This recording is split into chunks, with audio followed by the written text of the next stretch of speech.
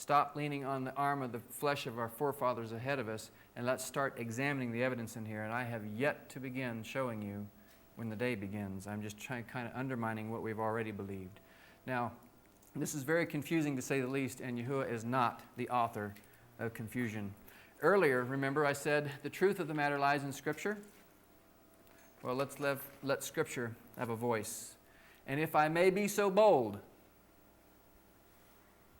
please listen and heed what it says. You guys are the judge, jury, and executioner. Remember, there's lots of rocks in Missouri, and there's lots of rocks in Tennessee. I'm man enough, I'll take it. What is the first thing created during creation week? If you said light, remember you're forgetting that creation event in Genesis 1:1. This was a time-consuming event, so why was it not called a day when all was said and done? Remember, when he slung out all the building material in space, he created the heavens and the earth in Genesis 1:1, but he doesn't say at the end of that, and the evening and the morning were the day. Why? Because there was no revolution in the heavens or a light in the heavens. Remember, time without motion, motion without time. You don't get time without motion or motion without time. And if nothing was moving, nothing was going on, the sun wasn't lit, there's no evening and morning, there's no day. So he can't call the event after Genesis, the creation event in Genesis 1:1, a day. The segment of time in Genesis 1:1 is not an ordinary day. We can call it a day. It was the first day of the first month of the first year on planet Earth. So no matter how you slice it, it would have had to have been New Moon Day. Anybody want to argue with that? There really does not need to be a sun to rise or set to demark this day, for while the sun tells us that a new day has begun, it is the moon that actually tells us what kind of day it is. Now here, the moon was not let illuminated naturally. The moon is a reflector because the sun had not yet been lit. So Genesis 1:1 is a new moon day. It is by default the dark phase of the moon, not a first visible crescent. There was no light to shine off a little teeny tiny sliver to say today's new moon day or tomorrow's new moon day, as the case might be. Case in point, if the second month after creation began with a new moon, what do you think the first month on planet Earth began with? New moon, absolutely. You get an A+. At what time did the first day of the creation week begin in Genesis 1:3? Now I'm looking for a pinpoint, a time of day.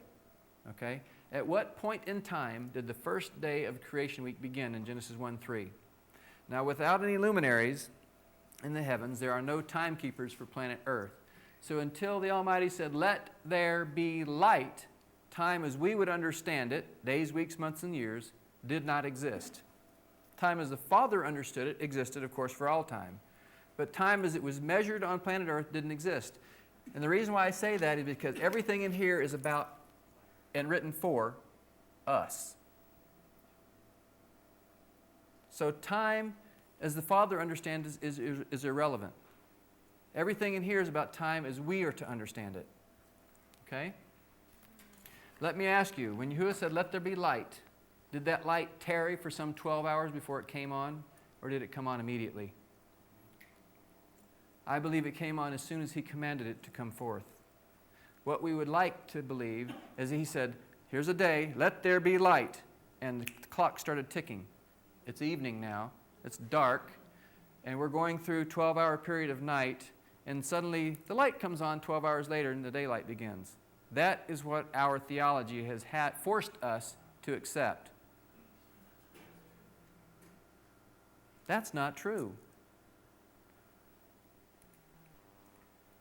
When the Father spoke, it happened, and if I hadn't had this in my hand, I'd have gone bang, but that would have messed the tape up probably. But anyway, it happened, bang, boom, right then, right now.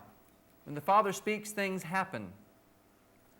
Thus, days began as we understand them at that moment that he said, "Let there be light." Because a day did not exist, nor can a day exist on planet Earth without the sun to mark a day. The sun is what causes night and day and night to follow each other in succession. Is that That's not logic. That's a fact. But it's a good point. It's a good point. Could have been logical. It is logical, but it is a fact. Okay, it seems reasonable only because I kind of cheated and I looked at the answers in the back of the book. Sorry, guys. Even it's in the front of the book, actually.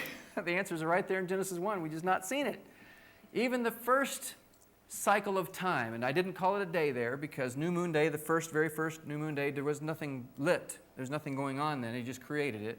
That first cycle of time in Genesis 1:1 was not called a day for good cause. Right? No sun, no day. Oh, hey, look at there.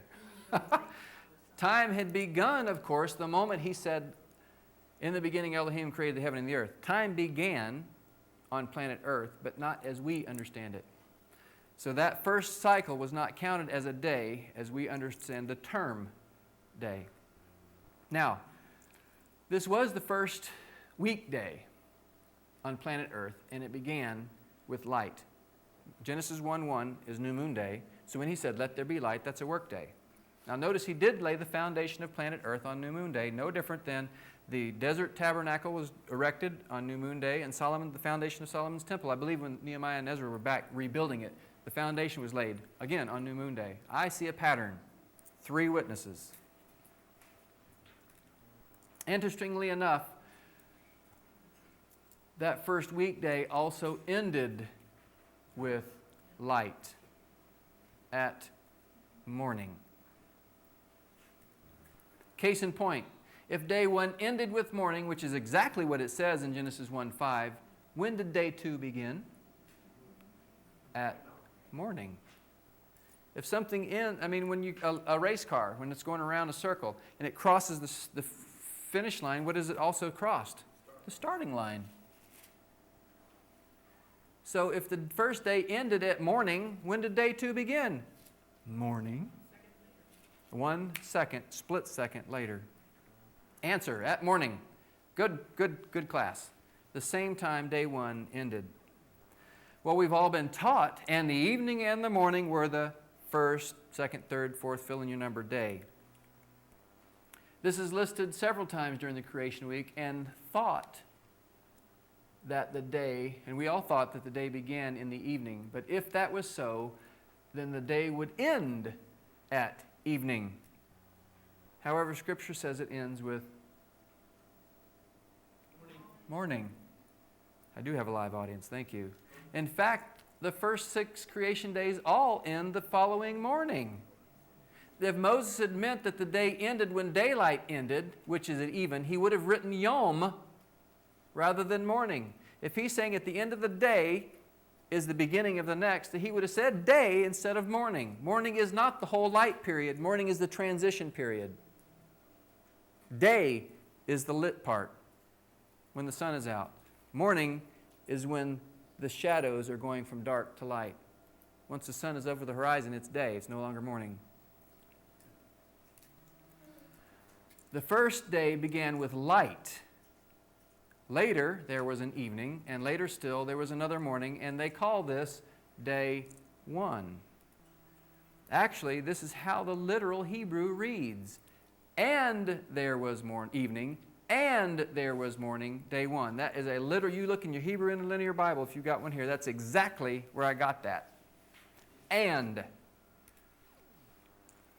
What came before that first and? And is a connective word, connecting sequences of events, people, places, and things, in time included. Case in point, the command to let there be light came first, and, meaning later, there was evening, and, meaning later still, there was morning, day 1. And, do you see that and? That is actually in the Hebrew. And, that is connecting this evening with something that had to have happened before that. If I say Mary Lou and Troy, she came first. This is saying let there be light, and there was later evening, light being morning, obviously, and later still, and there is another morning in sequence, and it happens for every day, all first 6 days of creation week. It means becoming. It says, And is becoming. Look at the Hebrew. Do the Hebrew. This man's going to go home, and I know for a fact Jack's going to tear this up, because that's what he does for a living. I've seen all those studies in his computer. He's tearing the Hebrew up. He doesn't read it. He doesn't understand half of it when he sees the Hebrew. But you know what? He can understand the English in Strong's. And that's the way you're going to find the truth of this matter. So creation week and the underlying Hebrew words support a dawn-to-dawn day. The very first day began with the light of the morning, when he said, "Let there be light," and ended at the subsequent morning, which is exactly how Genesis 1, 3 through 5 is worded. Day 2 began when day 1 ended. And when did day 1 end? Morning. Morning and evening are the transition periods between dark and light and dark respectively. Morning is not, let me say again, not the whole 12-hour day. It is strictly a transition period. Now, let me give you some evidence in Torah and the prophets that a day does not begin at evening. Anybody interested in seeing this? Yes. Exodus 16, 22 through 23. Some of this is going to be so silly that you'll be laughing at yourself. It's ridiculous how painfully obvious this is, and we've been too blinded, too uneducated in not examining the originals. We've been examining the counterfeits and accepting them as originals. That's our fault. Now, I'm not going to read this, but we'll refer to it. This is the first place in Scripture that uses the word Sabbath, mind the way. This is the last day of the first 6 days that manna fell. Yahuwah states that tomorrow is the Sabbath. Israel was to prepare today, that's the 6th day or preparation day, and lay up for themselves all that remained to be kept until morning. Boker. Is that correct? So they laid up until morning, verse 24. And it did not stink as it had all the other mornings. They had tried to collect enough for 2 days. Verse 25 says, "Eat that today, for today is the Sabbath." It does not say, "Eat that this evening, for this evening is the Sabbath." It does not say that this evening is the rest of the holy Sabbath unto Yahuwah. It says tomorrow. Neither the Sabbath nor tomorrow began that evening. It began the next morning. Interesting. This is Torah, friend. So is the creation account in Genesis 1. Exodus 12 is also troublesome for the even-to-even proponents, and this is the one that put me into the camp of dawn to dawn. This is the one I could not gainsay no matter how hard I tried. I kicked against the pricks as hard as I could. And you know what? I ate crow again. When I first came into the Name and Feast movement, I got 6 hours sleep, I think, in the first 48 hours after I finally said, we're going to look at this. I listened to for 2 hours to a lady sharing the feast and the names to us. And I said, okay, I'm going to fix her.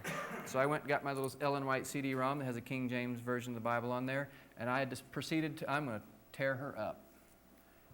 And for every verse or quote that I found that I thought supported me, I found 10 that supported them. I've never eaten crow before. I hear it's an unclean bird.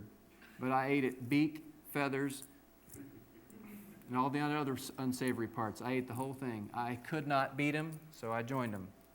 And you guys have welcomed me with open arms. It's called being honest with the evidence. I didn't like it. In fact, I loathed it because I was wrong and had been for 36 years of my life. That did not sit well with me. I'd been lied to. That's no different than a 7-year-old child finding out there is not an Easter bunny or Santa Claus. The parents have lied to them all those years. Now, what have you just set that child up to do? Are they going to trust you from this point on? You have just kicked them in the teeth, friends. Fairy tales, myths, traditions, get rid of them. Exodus 12 is when the death angel passed over. If the Sabbath begins at evening, then the death angel went over Egypt on the Sabbath. Because when the sun set, well, the Abib is the day after Passover. This is an act of judgment and vengeance. And that's work, friends. This is not Sabbath activity. The battle or siege of Jericho was a 7 consecutive day affair. Israel did not march around Jericho on the Sabbath. Remember, they started on New Moon Day and then marched around the next 6 work days, 2 through 7, because war or judgment is not Sabbath activity. Yahuwah does not make a law, then break it himself. So did the Father send the death angel over Egypt during the Sabbath hours, breaking the Sabbath himself, or did the Sabbath not begin until dawn, the morning after the death angel passed over? When Joey and Carl first presented this to me, and in fact, they didn't even share this with me. This is what, the moment they said it, this popped into my head. Uh-oh. And I didn't touch this for a year. I was afraid to. I already knew I was going to be wrong. The Father doesn't establish a Sabbath and then break it himself. The remains of the Passover lamb will tell us the answer. Finally. Exodus 12, 6 through 10 tells us that Israel was to kill the lamb on Abib 14, at even or between the evenings actually, which means sometime in the afternoon. They were to put the blood on the doorposts that day, and they were to eat it that night, the night the death angel would pass over. That night was part of Abib 14. They were not to leave any of the lamb remaining until morning the next day. Did that night belong to the next day, Abib 15, or that day, Abib 14? Clearly, the night after the evening belonged to Abib 14 because it is called that night. It's not called tomorrow night or the next night. Is that not painfully obvious? This is another witness in Torah indicating that the day begins in the morning, not in the evening. Leviticus 7:15 is a second witness to Exodus 12, 6 through 10. I'll always give you 2 or 3 witnesses. I won't sleep until I have found 2 or 3 witnesses. I didn't go to sleep until 5:15 this morning, finishing this presentation for you guys. Let's look at the language itself. The light, or the sun, was to divide the day from the night. The light is called day, the darkness is called night. This is a scriptural fact, right? Not say anything new. Is it wise to say that day begins at darkness? Up here, day says it means light, not dark. Genesis 1:5. Job 17:10 through 12 calls those who change night into day unwise. There should have been a dash between there instead of a comma. But as for you, do ye return and come now? For I cannot find one wise man among you. My days are past. This is Job speaking. My purposes are broken off, even the thoughts of my heart. They change night into day, and light is short because of darkness. And there ain't no wise man among them, these folks that are doing this mess. Numbers 11:32 also proves that night does not belong to the next day. This too is also in Torah. And this is too good to not share. And the people stood up all that day and all that night and all the next day. They gathered the quail. He that gathered least gathered 10 homers, and they spread them abroad for themselves round about the camp. If day began at even, was it not possible for Moses to write the word next here before the word night? Why didn't he say that day, next night, and next day? If the day begins at even, that's what he would have had to have written. But he didn't say next night. He said that night. He wrote the word next before the word day. Again, the day cannot begin at evening, or it would have been written that they stood all that day and all the next night and all the next day. Is that not painfully obvious? Exodus 10, 13, 1 Samuel 19, 24. And I should have been reading all these, Herb. I'm sorry. You should have thrown something at me. Sorry. 1 Samuel 19, I've been trying to remember. 1 Samuel 19, 24 and 1 Samuel 28, 20 present the same exact argument. That, next.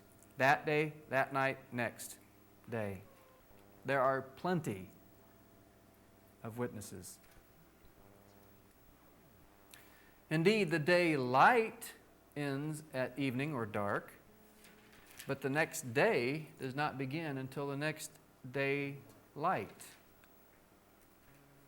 The evening belongs to the day that preceded it, not the following day. Remember, it's a transition. If there's any light out, way, shape, or form, and I should probably see if I'm actually saying this. No. If there's any light out, any way, shape, or form, it is included in the daylight because it says that the light would be called day and the darkness called night. So if you can suddenly see the horizon, that's day. Even though it still may be dim out, that's part of the day.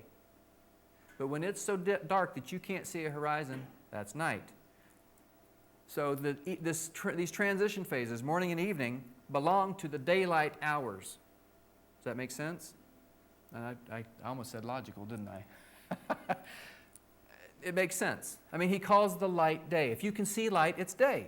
But there are transition periods that putting the cover on and pulling the cover off.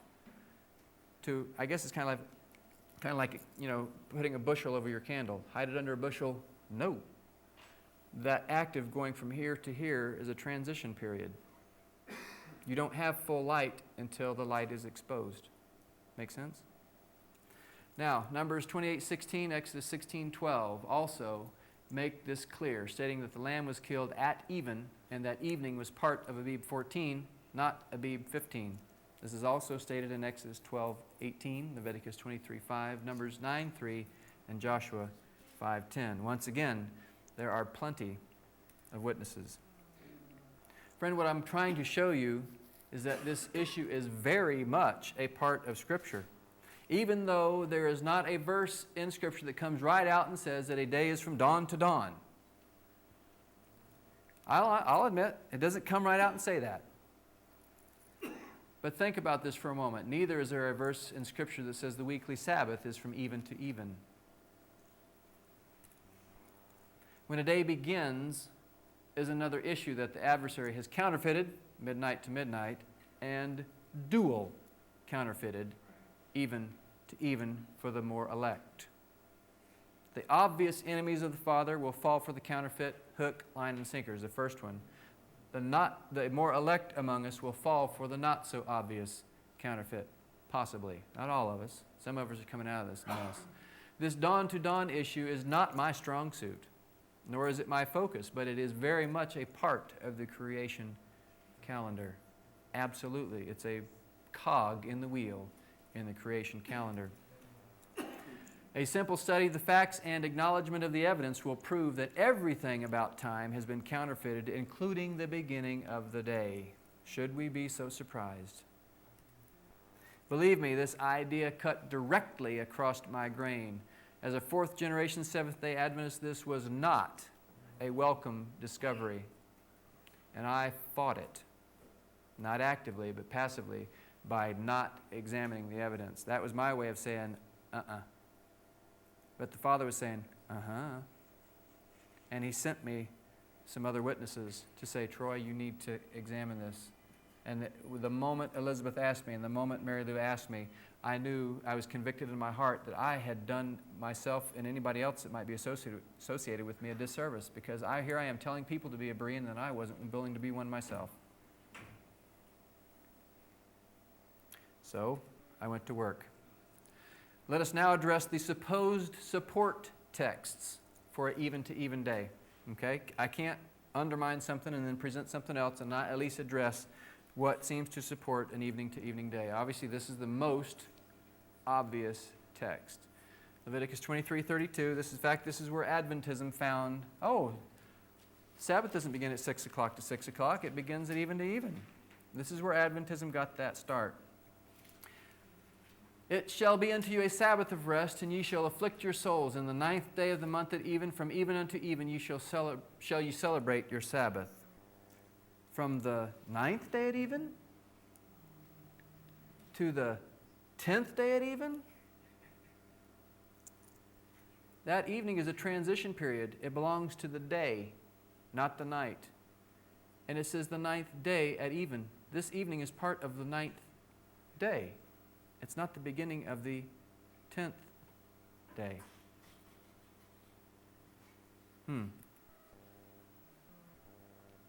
The 9th and 10th days are two distinct days, are they not? Leviticus 23:32 is very easy to explain. I fought it. I didn't want to believe it. But here I am. First of all, in context, this verse is only talking about Day of Atonement. It is not every weekly Sabbath, nor every day in general. It says Sabbath, meaning the 10th day of the 7th month, period. It doesn't say Sabbaths. And I do observe the fast of Day of Atonement from even to even, just as commanded. If Day of Atonement is the 10th day of the 7th month, why are we told to keep it from the 9th day at even to the 10th day at even? Now, I think it's mentioned in 5 places. The first one here, it says from even in the 9th day to even of the 10th day. And all the other 4 places in the Torah, it just says you keep it on the 10th day. And boy, Carl hammered me bad with this. I said, use any verse in Scripture other than this one to prove your point. And he said, he put me in my place. I can't remember what he said, but he put me in my place. I can't remove a Scripture from somebody and say, you can't use this against me. It's in Scripture. What am I going to do, tear it out? He had a point. You're right. In 4 other places, it just says Day of Atonement is on the 10th day of the 7th month. But right here, it's talking about something very different than the day. If it is a one-day feast or fast, why not simply say the 10th day of the 7th month like it did the other 4 times here in Leviticus? And the answer is because this feast starts on the 9th day and ends on the 10th day. Now, like I said, I fought this one hard. I did not want to give up my even to even Sabbaths, but we are all held responsible for the evidence in Scripture. I believe this fast begins at the evening of the 9th, but the day begins the morning of the 10th. Why?